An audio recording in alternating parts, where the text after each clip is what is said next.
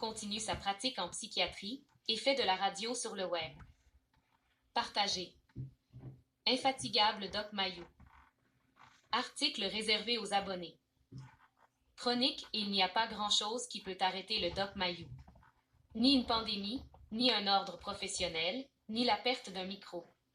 Le psychiatre trifluvien qui vient tout juste de fêter cette semaine ses 72 ans n'a rien perdu de sa fougue quand vient le temps de donner son opinion. Et même s'il doit maintenant passer par des moyens moins traditionnels pour rejoindre ses auditeurs, il ne s'empêchera pas de commenter l'actualité, qui est loin d'être ennuyante ces jours-ci. Dans son bureau de psychiatre, il a recommencé sa pratique complète. Une pratique qui a été interrompue à plusieurs reprises depuis les dernières années par différentes actions entreprises par le Collège des médecins. Tout ça est derrière, il a même le droit de pratiquer de nouveau auprès des adolescents. Mais la bataille judiciaire se continue avec le collège, qu'il poursuit encore pour 10,1 millions d'euros pour toutes ces années où il n'a pu pratiquer son métier. Les patients défilent et se confient. Et le doc est bien placé pour le voir, la pandémie a donné un sacré coup au moral des troupes. Il s'inquiète d'ailleurs beaucoup du sort réservé aux jeunes, aux adolescents, alors qu'ils subissent présentement l'éloignement de leur milieu scolaire, le couvre-feu et la perte de repères sociaux, si importants à cet âge. Une mesure nettement exagérée, croit le doc. Le niveau de frustration des jeunes est très élevé. Ils ne sont pas stupides, ils voient les chiffres comme tout le monde. 90% des décès surviennent chez les 65 ans et plus. 85% des personnes infectées sont également parmi les personnes âgées. Qu'est-ce que le confinement total des jeunes peut bien avoir à faire là-dedans? Je ne peux pas être solidaire de mesures aussi irréfléchies, comme si dans chaque maison, il y avait un vieillard à sauver. Laissez les jeunes tranquilles, lance celui qui n'emploiera jamais le terme COVID, mais préfère parler du virus chinois. Dans les milieux professionnels et scolaires, Pierre Mayou est plutôt d'avis qu'il faudrait retirer de façon préventive les personnes à risque de connaître des conséquences plus graves de la maladie. Personnes diabétiques, cardiaques, souffrant d'asthme sévère et grosses.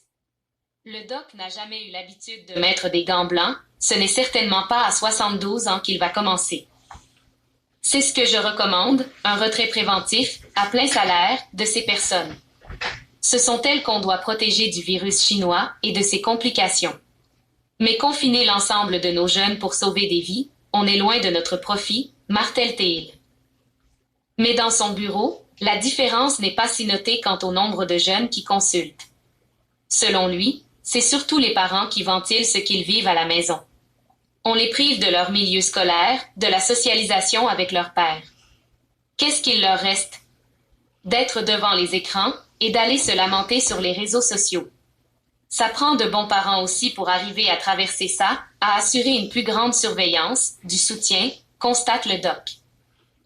Ce sont là des propos qu'il n'hésite pas à tenir sur les ondes de son émission quotidienne, maintenant en ligne sur le web et retransmise en différé sur YouTube. Car en mars dernier, le virus a frappé, mais le couperet de la radio est lui aussi tombé. Le doc et sa co-animatrice, José Arsenault, ont appris qu'ils perdaient leur micro sur le réseau Cogeco, alors qu'il était diffusé à Québec et dans les stations régionales du groupe, dont Trois-Rivières. Pourquoi ont-ils dû quitter les ondes? On n'a pas eu d'explication. On nous a simplement dit que l'émission ne revenait pas. Tu leur demanderas à eux, se contente-t-il de répondre. Son style radiophonique a peut-être déplu à certains dans le passé, ses propos également, mais le doc sait qu'il rejoint aussi un large auditoire, et il n'était pas question de les laisser en reste. Sa co-animatrice s'est tournée vers la plateforme Patreon pour financer une nouvelle émission de radio, libre et sans tabou, diffusée entièrement sur le web 4 jours par semaine, puis en différé sur YouTube.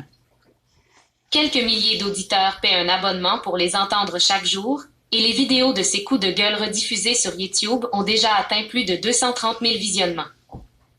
Les auditeurs qui s'abonnent ont accès à notre émission de radio, mais aussi à notre réunion de production du matin. Ils voient tout, ils entendent tout. Pas de cachette, souligne-t-il. De toute façon, il faut bien mal connaître le doc pour penser qu'il n'ait jamais eu quelque chose à cacher. Il dira tout ce qui lui plaît, tant que personne ne lui retirera aussi ce micro-là. Car avec les Facebook et Twitter de ce monde qui ont récemment muselé le président pour encore quelques heures Donald Trump, de même que nombre de complotistes qui s'alimentaient et se mobilisaient à partir de ces plateformes, Pierre Mailloux se demande si un jour, son tour ne viendra pas à lui aussi d'être censuré. Ils vont sûrement trouver quelque chose. La censure a ceci d'imprévisible, on sait avec quel sujet elle débute, mais on n'a aucune idée du sujet avec lequel elle va se terminer. La censure est inquiétante et je m'insurge contre elle, clame-t-il. Puisqu'il m'amène sur ce terrain, allons-y et poussons-le un peu. Est-ce qu'il trouve exagéré le sort réservé à Donald Trump à la suite des événements du Capitole? Trump est assez grand pour se défendre tout seul, lance-t-il en riant. À se demander s'il s'assagit, le doc. Bah, sûrement pas. D'ailleurs, même passé 70 ans, il n'a jamais lâché le morceau avec le Collège des médecins. En juin dernier, il déposait une poursuite de 10,1 millions d'euros en dommages compensatoires, atteinte à sa réputation, perte de jouissance de la vie et dommages punitifs et dissuasifs. Une première audition devant la Cour supérieure a eu lieu à la mi-décembre, audition au cours de laquelle le Collège des médecins a présenté une requête en rejet des procédures.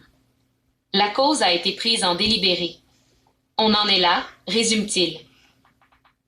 Alors, en attendant de savoir si sa poursuite ira de l'avant devant la Cour, il continue de pratiquer la psychiatrie et de prendre le micro 4 jours par semaine. Mais à ce compte-là, doc, vous n'arrêterez jamais? Vous allez mourir en consultation dans votre bureau? J'aime tellement ce que je fais, j'ai la même flamme qu'il y a 30 ans. Mourir dans mon bureau? J'en serais honoré point. Contenu à découvrir.